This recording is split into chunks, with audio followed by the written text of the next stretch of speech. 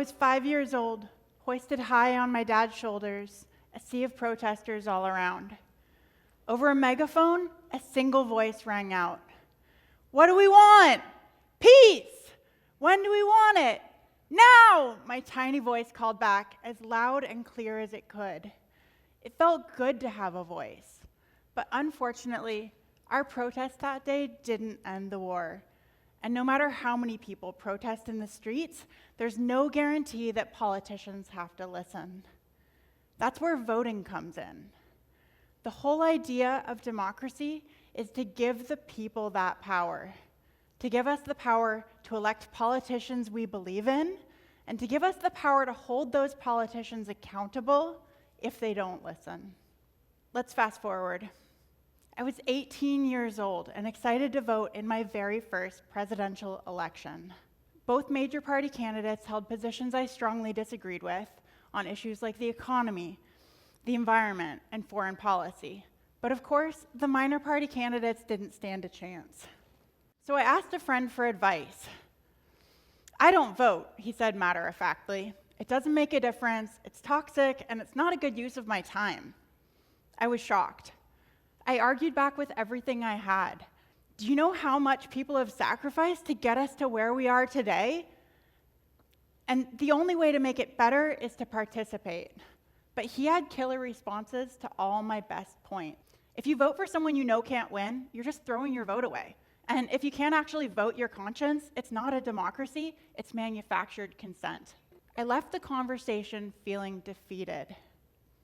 I still believe that voting is absolutely vital, but he convinced me trying to shame voters into voting rather than actually addressing their concerns is never going to be enough. Show of hands, who here feels like we're not able to make a difference on the issues you care about because our system is broken? All right, that's pretty much everyone. Over the next 10 minutes, I'm going to talk about how to upgrade our electoral system, what voting methods are outdated and oversold, and what options actually deliver. But first, back to the story. The 2000 presidential election was a perfect storm.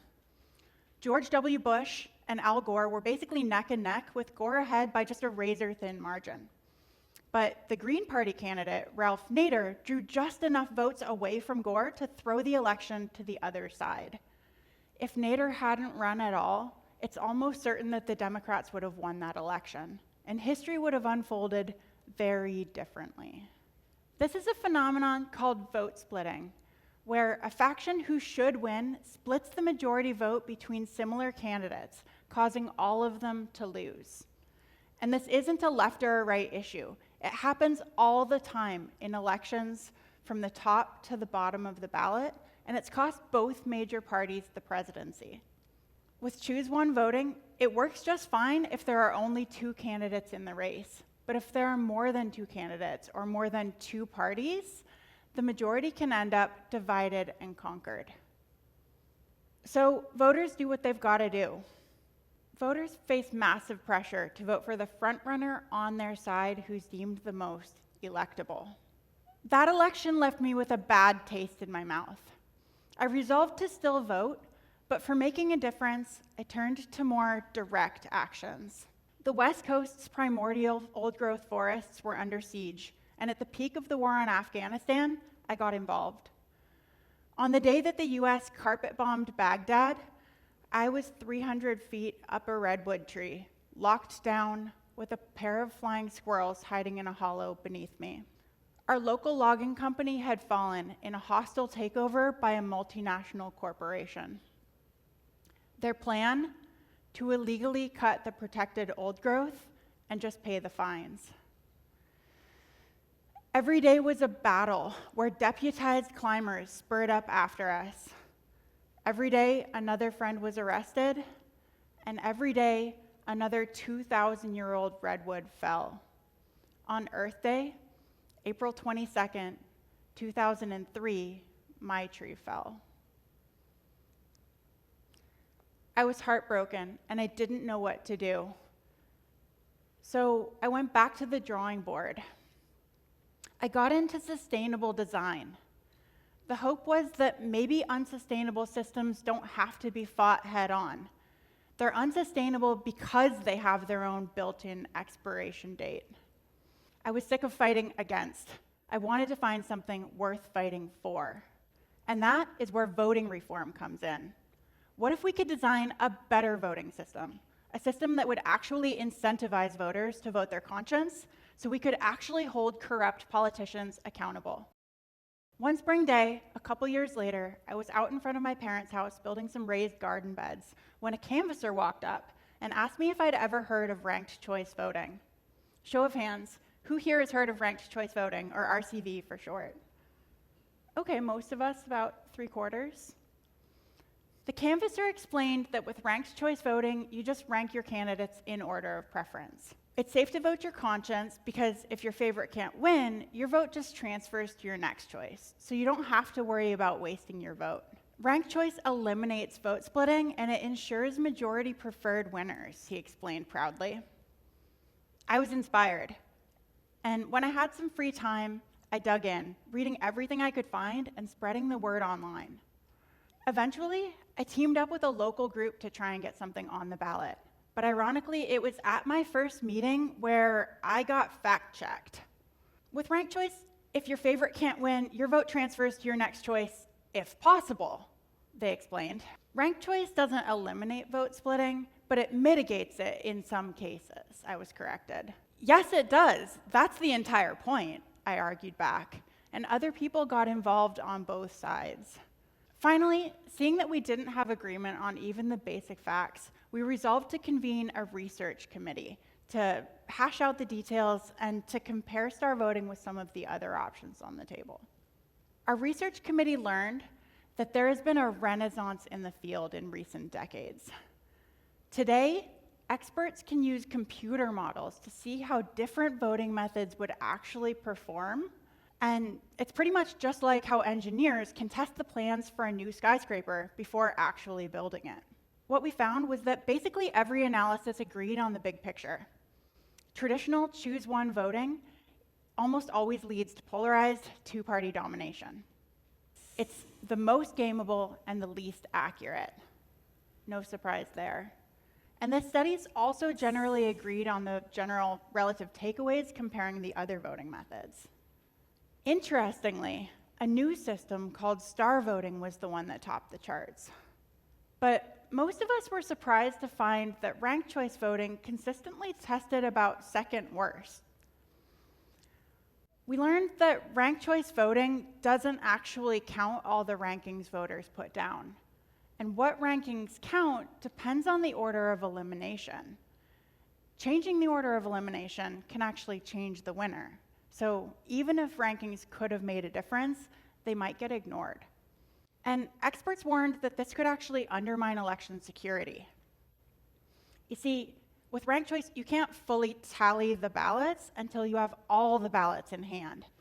This causes delays, and it makes it so that partial recounts or audits can't be conducted along the way as needed. Okay, so ranked choice voting isn't perfect, people ask. But isn't anything better than what we've got now? It's got the name recognition, and it's got the momentum. Unfortunately, the answer is no. To explain, I'm going to go over a bit of the history. Ranked choice voting was invented over 150 years ago, and it enjoyed some big initial successes. But in the era of the telegraph, the back-end complexity was an issue. In the modern era, it started to gain momentum again. And as of a couple of years ago, it had been adopted in 2 states, and it was used at the local level in many more. But then everything changed.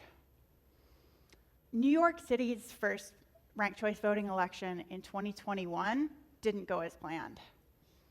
After a long delay, election officials released results that later turned out to be wrong. They had mistallied the ballots. This was unprecedented. Then, the next year in Oakland, California, the same thing happened again, but worse. This time, they had mistallied every race, and in one, the wrong candidate had actually taken office. It later turned out that this wasn't election fraud. They were counting errors, and they were later corrected, but the damage had been done. Public trust in the security of our elections and trust in ranked choice voting had been shattered. The final straw came in Alaska's first ranked choice voting election. Like me, voters had been told that it was safe to vote their conscience because if their favorite couldn't win, their next choice would be counted. But even though they used ranked choice, the majority ended up divided and conquered. And the candidate who was preferred over all others lost. Alaska disproved basically every promise that voters had been sold, and it sparked a tsunami of national backlash. Today, ranked choice voting has been repealed in 19 jurisdictions, and it's been banned outright in 19 states. Worse, it's caused irreparable damage to the reputation of the voting rights movement at large, and likely set us back decades that we couldn't afford to lose. The lesson? Ranked choice voting is outdated and oversold. The good news, and there is good news, is that we can do way better. It's pretty simple. A better ballot should let voters show that they prefer the good guys over the bad guys. A better system should let voters show their full opinion, and it should count the full ballot. This isn't rocket science. It's basically taking the 5-star rating, already the gold standard for measuring public opinion, and applying it to our elections. With the 5-star ballot, you can show your preference order, and you can also show how much or how little you like your candidates. Is your second choice almost as good as your favorite, or is it almost as bad as your last choice? In close races, that's information we need. Remember that research committee that I volunteered on? Well, that was 10 years ago, and we've been busy. We took the research that we did seriously, and we pivoted away from ranked choice voting well before things got ugly. Since then, we've been working on that new system I mentioned. Star voting was specifically invented to take into account new advances in the field, to address issues with the previous systems, and to go further to deliver on the promises. The star in star voting stands for score, then automatic runoff, and that's exactly how it works. With star voting, you give your favorite 5 stars, give your last choice 0, and you score the other candidates as desired. 5 stars best, 0 stars worst. The 2 highest scoring candidates overall are finalists who advance to a runoff. And in that runoff, your full vote automatically goes to the finalist you prefer. That's it. The finalist with the most votes wins.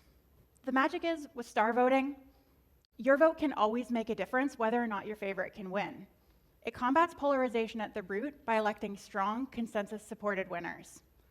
All of the ballot data is always counted. It's user-friendly, and it's tallied with simple addition. You just add up the stars, then add up the votes.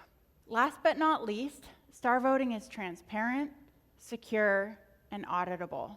In its day, the idea of voting itself was revolutionary, and the voting rights movement has come a long way since then. But people are disillusioned, and many don't vote at all. Until we actually incentivize voters to vote their conscience, we aren't going to be able to make a difference on the issues that matter the most. We owe it to voters to get this right.